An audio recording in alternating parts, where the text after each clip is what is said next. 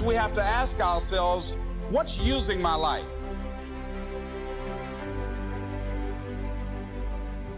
One of the things that we know about life is that it is always changing. Sometimes you're up, sometimes you're down. Sometimes things go real well, and sometimes they don't. Sometimes you're happy, and sometimes you're sad. Now that's that thing called life. And when we begin to understand and know that, accepting that reality that we will never ever have things just on an even keel all the time, that you're gonna have some ups and you're gonna have some downs. But during those down moments, that's where the growth takes place. That's where the work is. Anybody can feel good when they have their health, their bills are paid, they have happy relationships, the children are acting normal. Anybody can be positive then. Anybody can have a larger vision then. Anybody can have faith under those kinds of circumstances.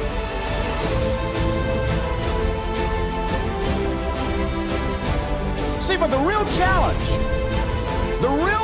of growth, mentally, emotionally, and spiritually, comes when you get knocked down. How you handle it, that's where the growth takes place. It's a pleasure to be here to share a few thoughts with you. And I want to just share this up front. Number one, everything that I'm going to say, you already know it. Because of who you are as entrepreneurs, because of who you are, people who have goals and dreams that you want to achieve. And part of that process is being a student, of being a sponge, of learning everything that you can. So everything that I'm going to say, you already know it. Number two, everything that I'm going to say, you've heard it before. From other presenters who've come up and done an incredible job in sharing with you their experiences and the tools that you need in order to rise and to take your life and your business to the next level. Let's give all the presenters a tremendous round of applause who've come up and created value. And so I'm going to share some thoughts and ideas with you. And I just want to make it clear that as I share these ideas, just be open to the possibilities. And I must let you also know that, God has a sense of humor.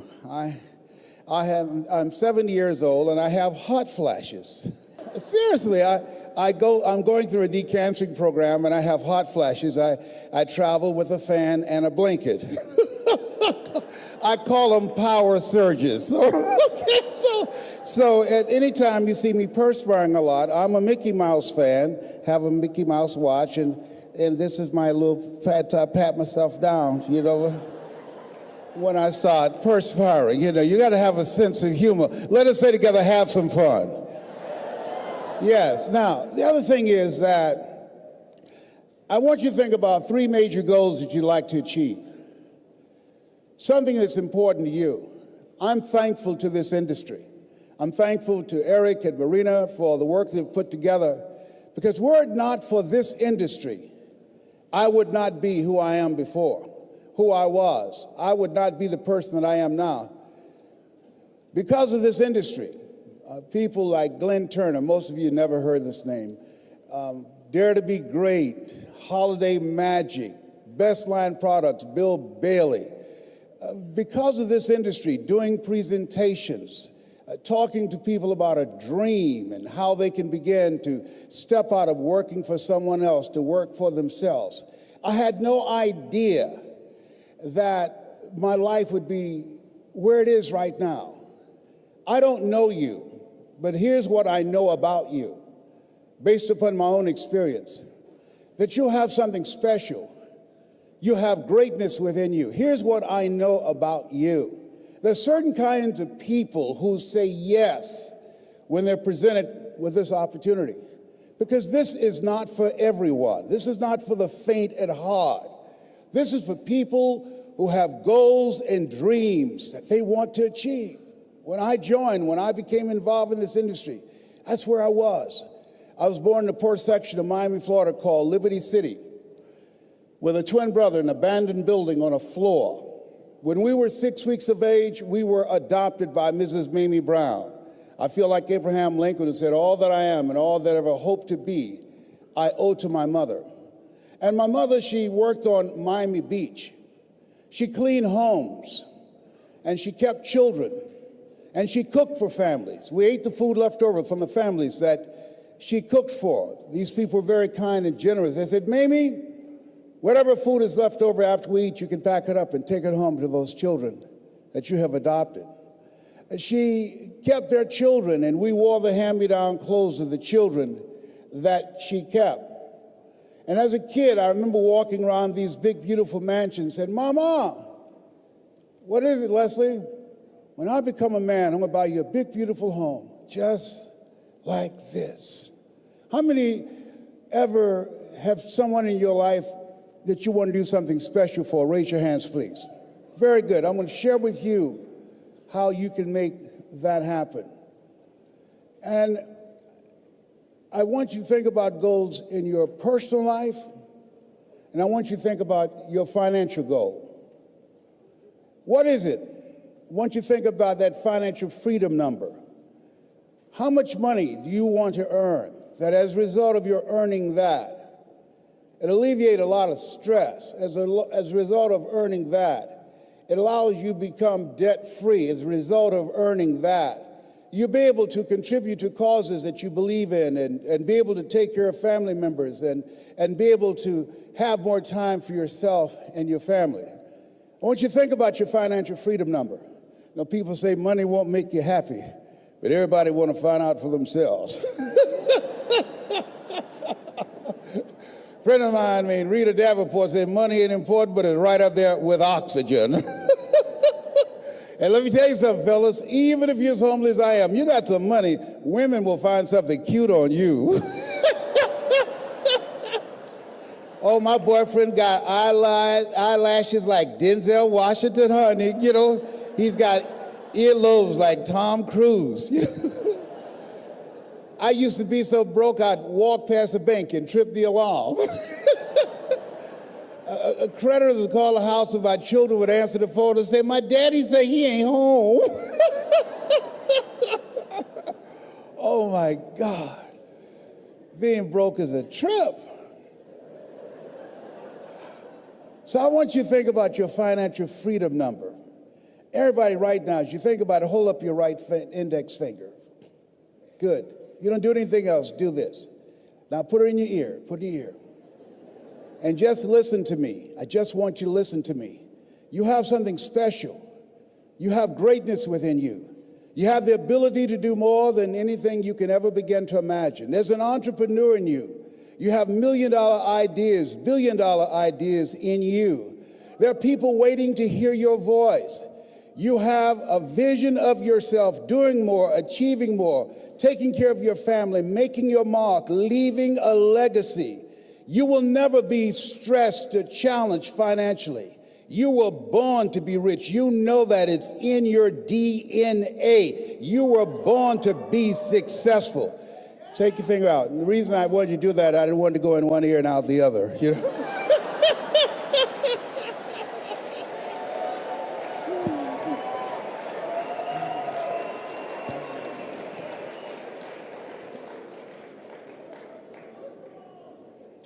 As you think about your goals, that's Wesley and I. Which one am I, on the right or the left? Left, I'm the cute one, of course. That's my beginning. I share this with you because I want you to say something with me, with power and conviction. Let us say together, it's not where you start. It's where you're going. There's some of you here who cannot afford to be here, but there was something in you that said, I can't afford not to be here. And you got here. You showed up. There was something in you that said, I've got to make this happen. There's something in you that said, there's a bigger life waiting for me, calling my name. There's something in you that says, I'm on my way to a greater life. Give yourselves a round of applause. Yes, yes, yes, yes. And whoever brought you in the business, make sure you find them and say thank you, because they saw something. They saw greatness in you. They saw something. They saw that it factor. There's something in you. There's another part of yourself that you will never discover unless you align yourself with positive, motivated people who have goals and dreams beyond working on a job where they pay you just enough to keep you from quitting, beyond you're working just hard enough to keep from getting fired. There's something in you that says, I'm not going to go through life allowing somebody to control my financial future. There's something in you that says, I'm not going to work at a place where I have to go and ask for permission when I can go on vacation. There's something in you that says, I'm not mentally fit to work for somebody for the rest of my life. Give yourselves a round of applause. Yes. Yes. And think it not strange when you have goals and dreams that you'll face the fiery furnaces of this world. Not be surprised that family members and friends and people who should be there to encourage you and to motivate you, that they will try and discourage you. They'll call it a pyramid scheme or some kind of get-rich-quick scheme. People who could help you out and won't help you out because they know too much about you. And they don't believe, they can't see this new you.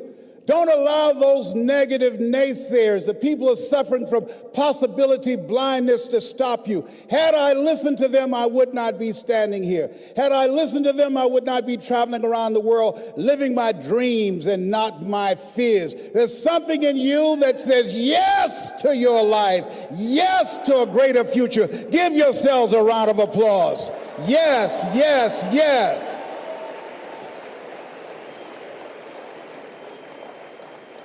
And as you think about your goals and dreams, your personal goals, your financial goal, and whatever that number is, I want you to multiply it 100 times. And I want to warn you, don't ask yourself how you're going to do it. How is none of your business. My favorite book says, lean not unto thine own understanding. In all thy ways acknowledge him, and he shall direct thy path. There are things you can do that you don't know right now. So don't worry about how. That's none of your business. And I want you to think about your financial contribution, but also your legacy. What will be different? This stage of my life, I'm training and teaching people how to tell their story, how to make a difference in the lives of others, how to become an effective communicator. How many of you would love to do that? Raise your hands, please. It makes all the difference in the world, teaching people the techniques and strategies that I learned that allowed me to build an organization with hundreds of thousands of people. This stage of my life, I'm 70. Don't I look good for 70? Come on, yeah, absolutely. And I don't use mascara. I don't use dye to cover my hair because of the fact that I have an allergic reaction to dye, but I do use mascara. Yeah. My kids say, Daddy, you look distinguished with your gray hair. I said, at 70, I'm not trying to look distinguished. I'm trying to look young.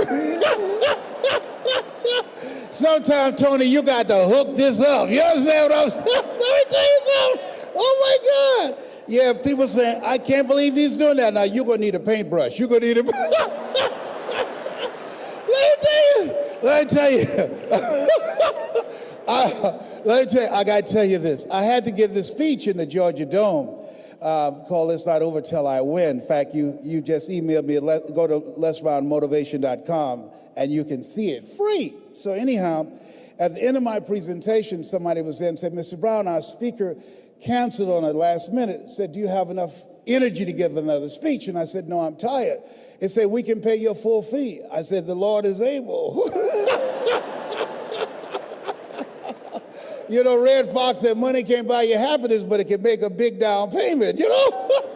So they took me over to the Georgia World Congress Center, Kim, and when I looked in the room, people were very close to the stage. And I said, can I go to the restroom for a minute? They said, yes. I went to the restroom, and I took my mascara out. I just sweating and perspiring, getting it all touched up. And so when I came in the room, the lady wanted everybody to know that she knew me. She said, there he is, Les Brown. And I walked up on the stage, and she kissed me on the cheek, and I kissed her on the cheek. and left this big black smudge on her face. I didn't know what to do, so I just sat down. So the people down front started saying, there's something on your face. And she looked at me, she said, what are they saying? I said, I don't know. Finally, one nosy lady came down there, opened up her purse, gave her a mirror. Now, nobody asked her to do that. Getting in the Kool-Aid, don't know the flavor. She looks at me, she said, how did this get here? I said, I don't know, you think maybe this rubs off? So afterwards, when I kiss you, do not be alarmed. I now use waterproof Mademoiselle, all right? A brother's got to do what he's got to do. So I want you to think about your goals and dreams, your personal goals, your financial goals, growing your organization, recruiting more people, developing your skills as a communicator. I want you to think about your social contribution. Part of what I'm doing is teaching people how to tell their story, but also teaching people that you are more powerful than cancer. I'm a 19-year cancer conqueror because of God's grace and mercy. I think that doctors should never tell someone they're terminally ill. What they should say is, my knowledge and ability to help you has terminated. Now you need to explore some other options. At this stage of my life, I'm training people how to work with young kids. How many of you have children? Raise your hands, please. I'm teaching them how to develop their mindset, how to become effective communicators, how to begin to dress like a prospect and not a suspect, how to select friends that's an asset to them rather than a liability, in technology, how they can begin to use their skills and talents today rather than going out beating the pavement looking for a job. Teach them how to learn how to develop their own personal economy by doing what you're doing right now. And I believe that we can create a different future for our children when we work together to create communities of collaborative, achievement-driven, supportive relationships. And that's what you're doing here now. That's what Eric and Marina wanted to do, creating communities of collaborative, achievement-driven relationships. And as you think about your goals and dreams right now, let us say together, it's possible. Yes, say it again, it's possible. See, preparing to come up and speak to you, that was not challenging. But let me share with you what it took me years to do, was to believe that I can do it, given my circumstances. Born in an abandoned building on a floor, being adopted, if both my birth parents stood up now and said, hello, son, I would not recognize either one. Being labeled educable, mentally retarded when I was in the 5th grade, and put back from the 5th grade into the 4th grade, and fail again when I was in the 8th grade. Being raised in poverty, how you live your life is a result of the story you believed about yourself. And so being in the environment where I was born, that was my reality of being poor. I was stuck. How many of you ever been stuck? Raise your hands, please. And so as entrepreneurs, as leaders, I'm going to share with you what it is you do and the power of speaking. Write this down. Distract. See, when you as an entrepreneur, when you present the business, don't go in just trying to sell people on the business. No. What your goal is to sell them on a new story. How people live their lives is a result of the story they believe about themselves. When you show up, you do what Mr. Washington did for me. Write this down. You distract them from their current story. I'll never forget the gentleman I eulogized a few weeks ago when I first met him. He said, young man, go to the board to work this problem out for me. I said, oh, sir, I can't do that. Why not? I'm not one of your students. Look at me. Yes, sir. Go to the board and work the problem out anyhow. I can't, sir. Why? And the other students started laughing. He's DT. He's a twin. His brother's smart. His sister, she's smart. But he's DT. What's DT? He's a dumb twin. And I said, I am, sir. As the students laughed, and he came from behind his desk, he looked at me. He said, don't you ever say that again. Someone's opinion of you does not have to become your reality. And so that was a turning point in my life. On one hand, I was humiliated, but on the other hand, I was liberated. Because he looked at me with the eyes of Goethe, who said, look at a man the way that he is, he only becomes worse. But look at him as if he were what he could be, then he becomes what he should be. And so when you approach someone about this business, what you're doing is you are interrupting their current story.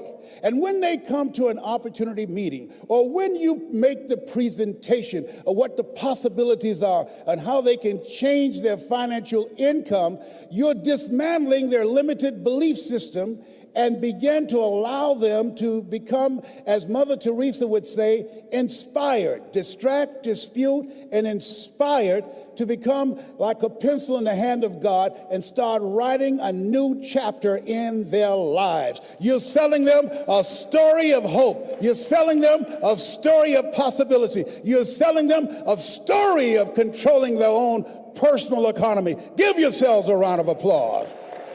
Come on, bring your energy level up.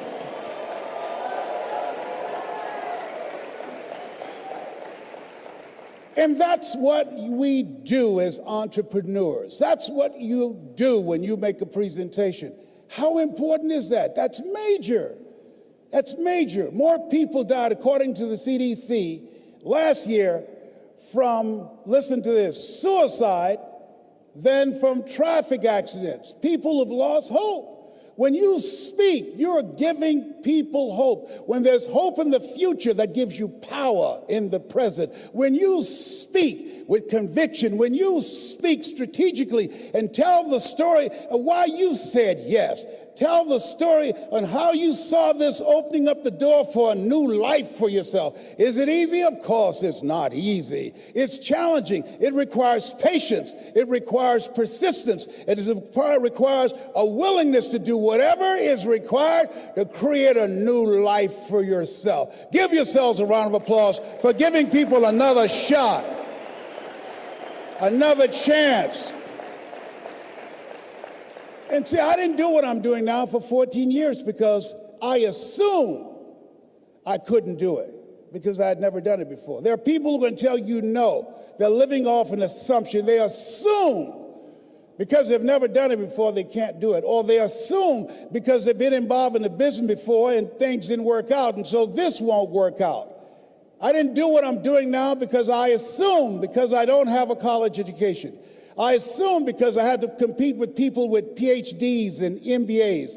I assume because of my lack of education, I could not compete. How many of you ever decided not to do something based upon an assumption? Raise your hands, please. And so that's why it's important for us to be strategic and experiential and being able to tell the story to distract them from their current story, distract, dispute, break down the limited belief system, and inspire them to say yes to a new opportunity in their lives. And so as a result, I didn't do what I'm doing now because I had such a tremendous inferiority complex because of my lack of college education. I stopped myself. There's an African proverb that says there's no enemy within, the enemy outside can do us no harm.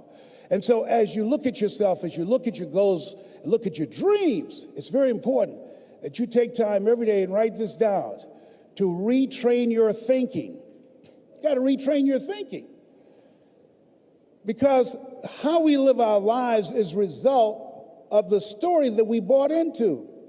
I had to retrain my thinking because of what I saw. Studies indicating that the decisions we make in life is directly related to the things that we saw, the things that we experienced, the conversations we've been exposed to between age 0 and 5. And so as a result of that, my experience, I had to begin to engage in a process of retraining my mindset. And I didn't even know what I was doing. But this man, Mr. Swiderski, I'll never forget. Leslie, come in here. Yes, sir. Look at my shoes. You can shine them better than this? I do apologize, sir. I'll do a better job. And his wife said, please don't yell at him like that. That's not nice. He's just a kid. He's only 10 years old. He should do a better job than that. He can. I said, it's okay, Mrs. Swiderski. And he should have yelled at me. He was a very rude, arrogant guy, but he was a kind guy, too. What I loved about him, every day he had a routine. It was his time in the morning he spent working on his mind.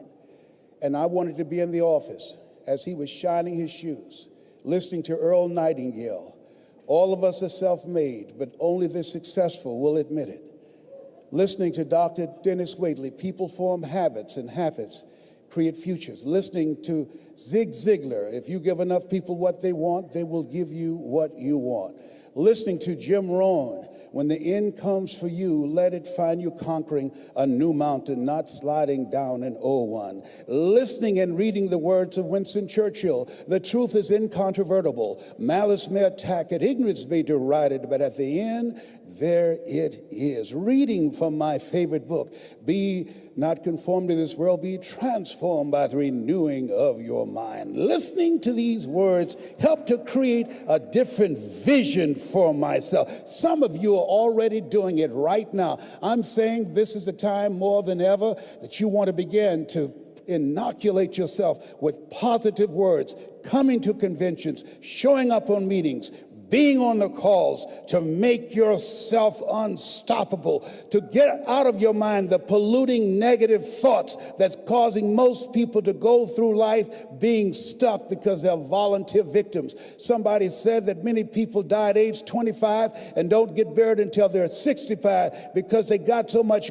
garbage in their minds. You are here because you've got a clear vision of what you want and where you're going. Give yourselves a round of applause.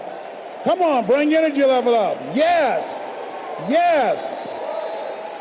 You want more. You want more. You're different. You're different than everybody else. Don't worry if they don't get it. Don't try and convince people to do this business. A person convinced against their will is of the same opinion still. You are not like everybody else. You can walk outside and find pigeons, but if you're looking for eagles, it's going to take you a minute. You are different. It's lonely at the top. How many of you know it's lonely at the top? Raise your hands. It's lonely at the top, but you eat better. That's what I'm talking about. You're different. One great entrepreneur said, I choose not to be a common man. It's my right to be uncommon if I can. I seek opportunity, not security. I do not wish to be a kept citizen, humbled and dulled by having the state look after me. I want to take the calculated risk, to dream and to build, to fail and to succeed. I refuse to live from hand to mouth. I prefer the challenges of life to the guaranteed existence, the thrill of fulfillment to the still calm of utopia. I will never cower before any master, nor bend to any threat. It's my heritage to stand erect, proud and unafraid, to face the world boldly and say, this I have done. You showed up because you're building a business that you can stand and say, I did this. I did this. This is my dream. Give yourselves a round of applause. Yes, yes, yes, yes.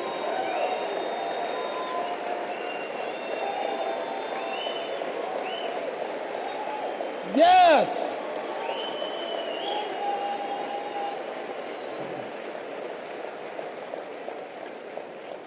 There's something in you that wouldn't allow you to stop. Dr. Howard Thurman,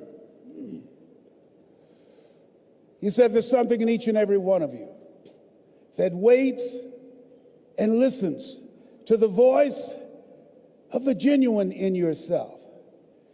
It will be perhaps the only guide you will ever have. And if you cannot hear it, all of your life, your days will be spent on the ends of strings that somebody else pulls. And I say to you, the reason you showed up, even though you couldn't afford to be here, the reason you drove hundreds of miles, flew around the world, there's something in you, in your heart of hearts, that said, I'm not going to let anybody pull my strings. It said, I'm going to control my own personal economy. It said, I've got a dream I want to achieve. I want my children to have a choice of the kind of education that they want. That said, I am the captain of my ship. That said, I'm going to control my destiny. And whatever it takes, I'm willing to do the work. Give yourselves a round of applause.